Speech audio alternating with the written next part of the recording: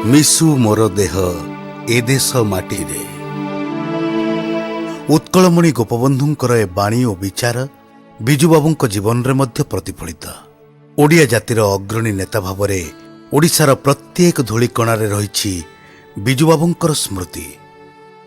ଜାତୀୟ ଜୀବନ ଓ ଜାତିର ଶ୍ମଶାନ ଏହା ବ୍ୟକ୍ତିର ସମ୍ପତ୍ତି ନୁହେଁ, ବରଂ ଜାତିର ସମ୍ପତ୍ତି। ସେହି ଦୃଷ୍ଟିରୁ ପୁରୀର ସ୍ୱର୍ଗଦ୍ୱାର ହେଉଛି ଓଡ଼ିଆ ଜାତିର ଅମୃତ ସମ୍ପତ୍ତି। ପ୍ରତିଟି ଓଡ଼ିଆର ସ୍ମୃତି ସହିତ ବିଜୁବାବୁଙ୍କର ସ୍ମୃତି ମଧ୍ୟ ଏକାକାର।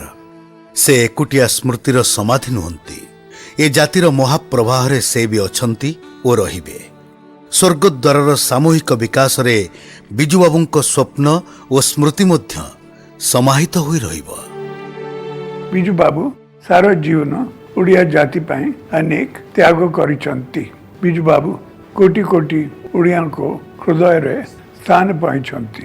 ସ୍ୱର୍ଗଦ୍ୱାରରେ ବିଜୁ ବାବୁଙ୍କ ଯାହା କିଛି ଥିଲା ସେ ସବୁ ଏବେ ସାଧାରଣ ଲୋକଙ୍କ ସେବାରେ ଲାଗିବ।